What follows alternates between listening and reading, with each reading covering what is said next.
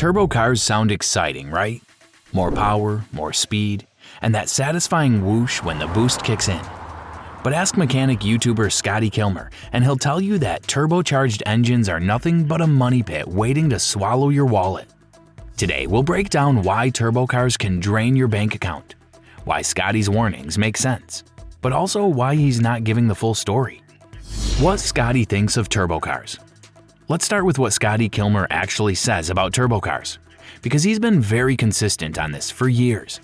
His message is basically, if you buy a turbocharged car, you're signing up for trouble.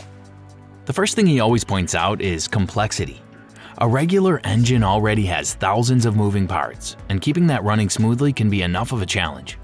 Add a turbo, and suddenly you're piling on a whole new layer of stress. Now you've got a turbine spinning at insane speeds, sometimes over 200,000 RPM, cramming into a red-hot environment under the hood.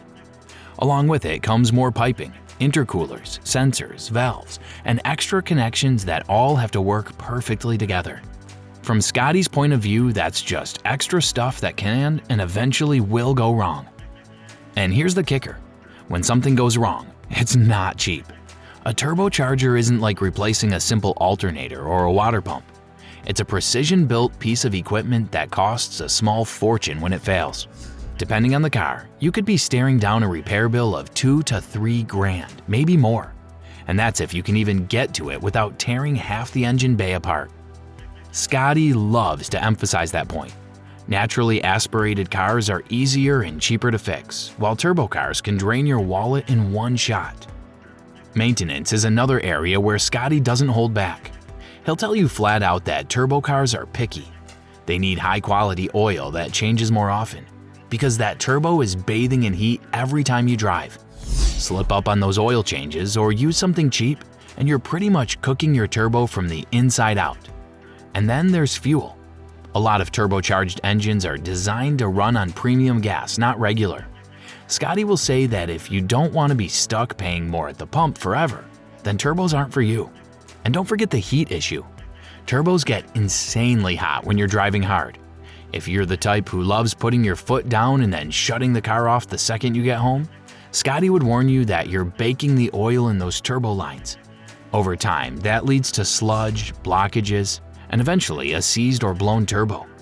He's mentioned it plenty of times. People don't let their turbos cool down, and then they wonder why the thing fails early. But maybe Scotty's biggest argument comes down to reliability. In his eyes, naturally aspirated engines are tried and true. They've been around forever. They're simpler, and they're built to last. Turbos, on the other hand, are stressed, delicate systems that might give you a few good years of performance before the problems pile up.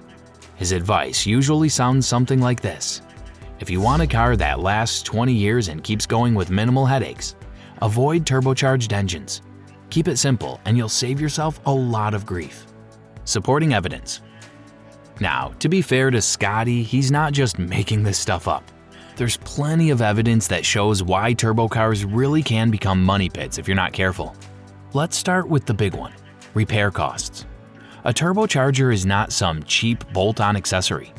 It's a finely balanced piece of engineering, with parts spinning so fast that even a little wear or imbalance can destroy it.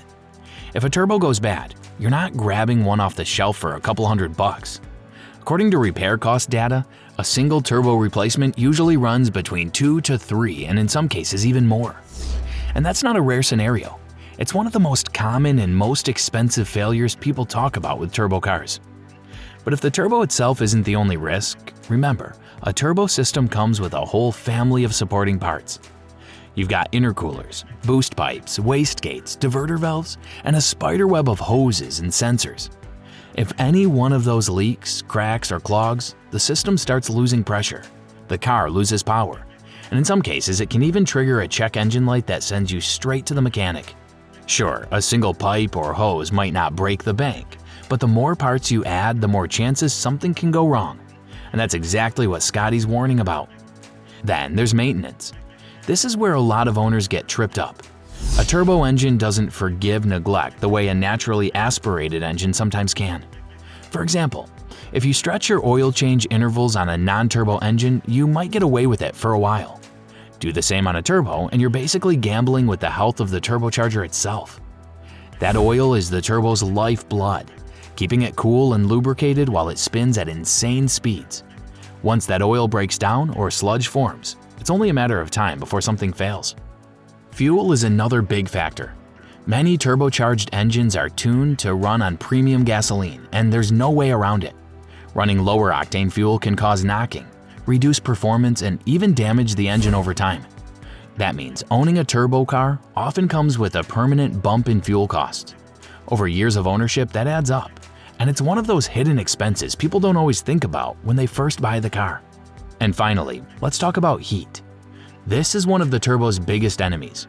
Because it's powered by exhaust gases, a turbo operates in an extreme environment. Under hard driving, temperatures skyrocket, and if you don't let the car cool down properly before shutting it off, that leftover heat can actually cook the oil inside the turbo lines. This leads to deposits and blockages, a problem called oil coking, which chokes the turbo and eventually kills it. Scotty's right to hammer this point home, because a lot of everyday drivers don't think about things like cooldown periods.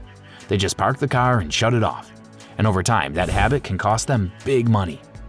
So when you line up all of these factors, you start to see why Scotty warns people to avoid turbos altogether. The risks are real, and if you're the type of driver who doesn't baby your car or keep up with service, a turbocharged engine can absolutely turn into a money pit. Why turbos don't always mean doom. But here's where the story flips. Scotty's warnings make sense if you look at turbo technology from the past, or if you assume every driver is careless. But modern turbocharged cars aren't always the nightmares he makes them out to be. In fact, for a lot of drivers, they're not only reliable, but also make more sense than ever. First, we have to talk about how far turbo technology has come. Back in the day, turbos were simple add-ons, designed purely for performance. They were hot, inefficient, and often fragile if you pushed them too hard. But today, automakers are building turbos into engines from the ground up. They use stronger materials, better cooling systems, and smarter designs that keep heat under control. On top of that, modern engine oils and lubricants are engineered specifically to protect turbos at high temperatures. All of this means today's turbos last much longer than the ones Scotty was wrenching on in the 80s or 90s. Then there's efficiency. One of the main reasons manufacturers push turbocharging now isn't just to make cars faster, it's to make them more fuel efficient. Instead of building a big, heavy V6 or V8, they can slap a turbo on a smaller 4-cylinder engine and still give you the power you want. That smaller engine means less weight, less friction, and often better fuel economy when you're just cruising around. So while Scotty sees a turbo as extra complexity, a lot of engineers see it as a smarter way to balance performance and efficiency. And here's the part that often gets overlooked. Reliability isn't always worse with a turbo. Sure, if you beat on the car, skip maintenance, or buy a cheap model with poor design, you're asking for trouble. But there are countless turbocharged cars out there with well over 150,000, even 200,000 miles on the clock, still running their original turbos. Owners who follow the maintenance schedule, use the right oil, and don't abuse the boost often report years of problem-free driving. In those cases, the turbo isn't a money pit at all. It's just part of the engine. And what about fuel? Yes, some turbo engines require premium gas, but not all of them. A lot of modern turbos are tuned to run just fine on regular fuel, especially when they're designed more for efficiency than raw performance. That means the "you'll always pay more at the pump" argument doesn't apply to every turbo car out there. So while Scotty's points highlight the risks, they don't tell the full story. Modern turbos are stronger, smarter, and more reliable than ever before. If you maintain them properly and don't drive like every trip is a drag race, there's no reason a turbocharged car can't give you years of dependable service. The bottom line? Turbos can be money pits, but they're not automatically doomed to be. When turbos do become a money pit. Now, even with all the improvements in modern engineering, there are still situations where a turbocharged car can absolutely turn into the money pit Scotty Kilmer warns about. And it usually comes down to a few key traps that owners fall into. The first big one is maintenance neglect. Turbos are unforgiving when it comes to oil. Skip a couple of oil changes or use low-quality oil, and you're setting yourself up for disaster. Remember, that turbo is spinning at insane speeds while being blasted with heat. If the oil breaks down, sludge builds up, or the lubrication can't keep up, the turbo is toast. And once that happens, you're not just paying for an oil change anymore. You're staring at a multi-$1,000 repair. Next is cheap modifications. A lot of car enthusiasts love the idea of squeezing more power out of their turbo engines with aftermarket tunes or boost controllers. The problem is, most people don't upgrade the rest of the system to handle the extra stress. So the turbo works harder, the engine runs hotter, and before long, something gives way. Without the right supporting upgrades, a budget tune can turn a reliable turbo into a very expensive headache. Another trap is heat management. Turbos generate a ton of heat, and not every car handles it well. In hot climates or in cars with cramped engine bays, that heat builds up fast. If the cooling system isn't up to the job, or if the driver shuts the car off right after pushing it hard, that heat bakes the oil and damages the turbo. This is why some turbo enthusiasts still swear by the old cool-down idle method, letting the car run for a minute before shutting it off to give the turbo a fighting chance. Then there's fuel quality. Scotty often points out that a lot of turbo engines need premium fuel to avoid knocking or detonation. And he's right. Run the wrong gas and you can damage your engine, but it goes deeper than that. In some regions, the fuel itself can vary in quality, and if you're not getting consistent octane levels, the engine can suffer long-term damage. That's especially a problem in countries where premium gas isn't always readily available. Finally, let's talk about mileage and wear. Even with perfect care, turbos are still high-stress components. By the time a turbo car hits 150,000 to 200,000 miles, there's a good chance the turbo will start showing its age. Bearings wear out, seals leak, and eventually performance drops. Replacing it is expensive, and this is often the moment where people decide it's not worth fixing, calling the car a money pit. So when you hear stories about turbo cars draining wallets, it usually comes back to these issues: poor maintenance, cheap mods, bad heat management, low quality fuel, or just age and mileage catching up. Avoid those traps and you'll avoid most of the horror stories. When turbo cars do make sense, there are plenty of situations where buying a turbo car makes a whole lot of sense. And in these cases, the money pit argument doesn't really hold up. For starters, if you want performance without a massive engine, turbos are your best friend. A small 4-cylinder with a turbo can make the same power as a much larger V6, and it does it while weighing less and often sipping less fuel when you're driving normally. That means you get the fun when you want it, without the penalty of a big, thirsty motor when you don't. Turbos also shine if you do a lot of highway driving or steady cruising. At low boost, they're not working very hard, so you're getting solid efficiency most of the time.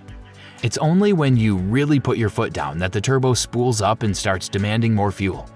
For the average driver, that balance between efficiency and power makes a turbo car feel like the best of both worlds. And when it comes to reliability, the picture isn't as grim as Scotty makes it sound. Buy a well-designed model from a reputable brand, keep up with the maintenance, and avoid pushing the car beyond what it was built for, and a turbo can last just as long as the rest of the engine. There are countless stories of turbo cars racking up 200,000 miles without major issues. Proof that they're not all doomed. Finally, consider the practical side of ownership. Modern emissions regulations and fuel economy standards are pushing almost every manufacturer to downsize and turbocharge. Whether it's Ford's EcoBoost lineup, Volkswagen's TSI engines, or Honda's modern turbo Civics, these cars are everywhere.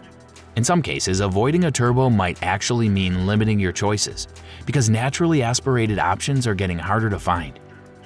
So for someone who values efficiency, wants performance when they need it, and is willing to take care of their car, a turbocharged engine isn't a money pit at all.